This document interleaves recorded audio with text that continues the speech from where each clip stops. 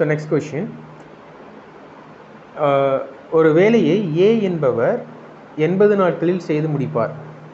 சரிங்களா? A can do a piece of working 80 days. A வந்துட்டு ஒரு ஒர்க்கை 80 days செய்கிறாரு.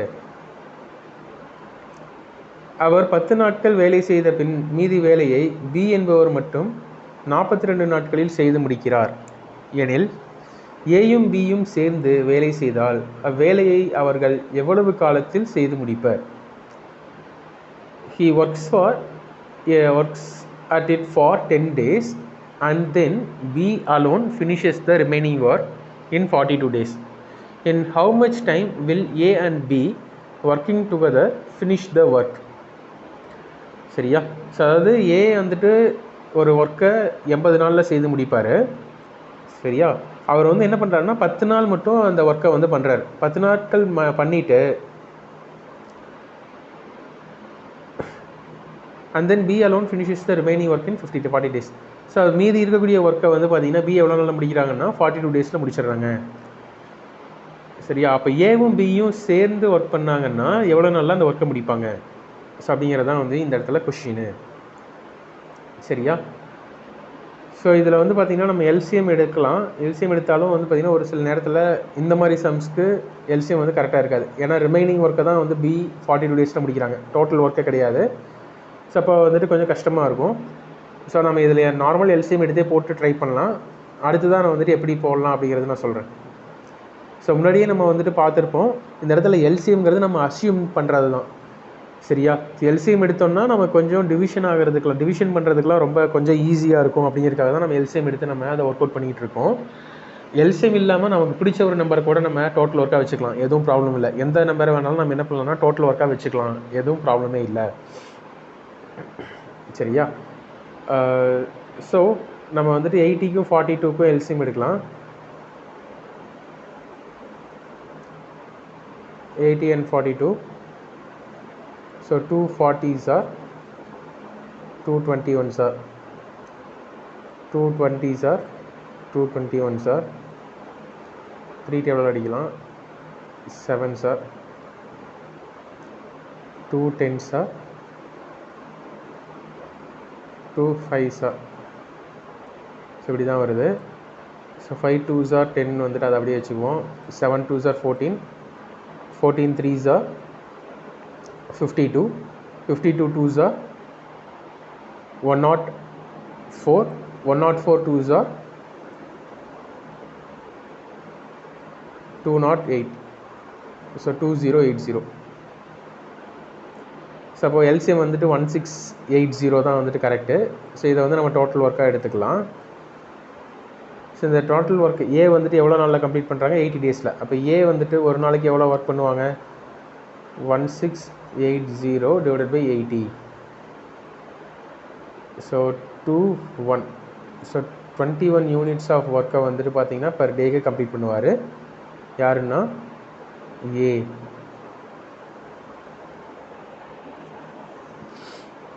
ஓகேவா? ஸோ ஏ வந்து 21 யூனிட்ஸ் ஆஃப் ஒர்க்கை வந்து கம்ப்ளீட் பண்ணுவார். ஸோ இப்போ இந்த கொஷின் வந்து பார்க்கலாம். அவர் 10 நாட்கள் வேலை செய்த பின் ஏ வந்து எவ்வளோ நாள் வேலை செய்கிறாரு? 10 நாட்கள் வேலை செய்கிறாரு. ஸோ 10 நாட்கள் வேலை செய்கிறாருன்னா எவ்வளோ ஒர்க்காக கம்ப்ளீட் பண்ணியிருப்பார்? ஏ 210 ஒர்க்காக கம்ப்ளீட் பண்ணியிருப்பார். ஸோ 210 ஒர்க்னா மீதி எவ்வளோ இருக்கும்? 1680ல் 200 போச்சுன்னா 1480வா? 1480ல் 10 போச்சுன்னா 1470. இதுதான் ரிமைனிங் ஒர்க்கு. ஸோ இந்த ரிமைனிங் ஒர்க்கை யார் கம்ப்ளீட் பண்ண போகிறாங்க? ஸோ ரிமைனிங் ஒர்க்கை பி 42 days கம்ப்ளீட் பண்ண போகிறாரு. சரிங்களா? ஸோ ரிமைனிங் ஒர்க்கை பி 42 days கம்ப்ளீட் பண்ண போகிறாரு. So divided by 42. ஸோ 42வால் டிவைட் பண்ணோம் அப்படின்னா நமக்கு வந்து என்ன கிடைக்கும்னா ரிமைனிங் ஒர்க் வந்து என்னென்னு கிடைக்கும். ஸோ இது ரெண்டுமே 7 டேபிளால் டிவைட் ஆகும். 7 6 are 42, 7 2s are 14, 7 1s are. So 210.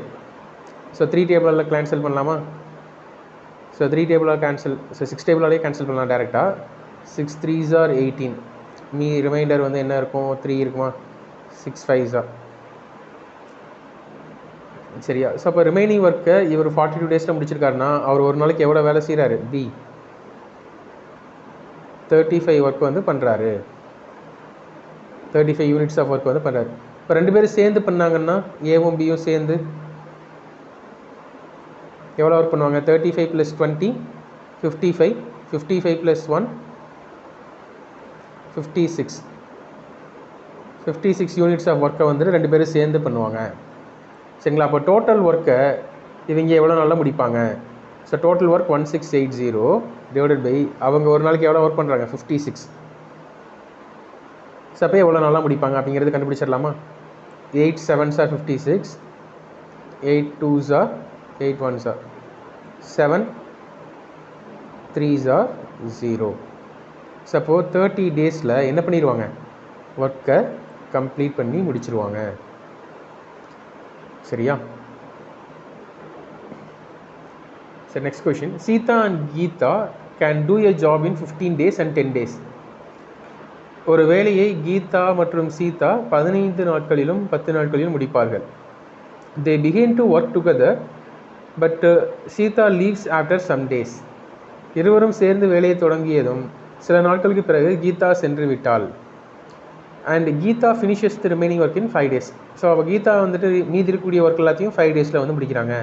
After how many days did Sita leave? So Sita வந்துட்டு எவ்வளோ நாட்கள் கழித்து லீவ் பண்ணாங்க அப்படிங்கிறதான்.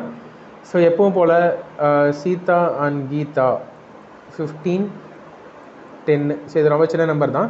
ஸோ 15 10 டிவைட் பண்ணுவான்னு பார்த்தோம்னா 15 10 டிவைட் பண்ணாது. அப்போ 15 அடுத்த மல்டிபிள் வந்து என்னென்னா 30. 15 × 2 30. ஸோ 30 10 டிவைட் பண்ணணுன்னா பண்ணும். ஸோ அப்போ டோட்டல் ஒர்க் வந்து என்ன தான்? 30 தான். ஸோ அப்போ சீதானுடைய பர் டே ஒர்க் எவ்வளோ வரும்னா 30 / 15 = 2 ஒர்க் பர் டே. கீதானுடையது 30 / 10 3 ஒர்க் பர் டே. சரிங்களா? ஸோ இப்போ வந்து மறுபடியும் இந்த கொஷின் படிங்க. எப்பயும் எஃபிஷியன்சி கண்டுபிடிச்சதுக்கு பிறகு திரும்ப கொஷினை வந்து பார்த்து அதில் என்ன கேட்டிருக்காங்களோ அதுக்கேற்ற மாதிரி நம்ம அதை அப்ரோச் பண்ணணும். தே begin to work together. So ரெண்டு பேரும் சேர்ந்து ஒர்க் பண்ண ஆரம்பிக்கிறாங்க. சரிங்களா? ஏவும் பியும், அதாவது சீதாவும் கீதாவும் சேர்ந்து ஒர்க் பண்ணுறாங்க.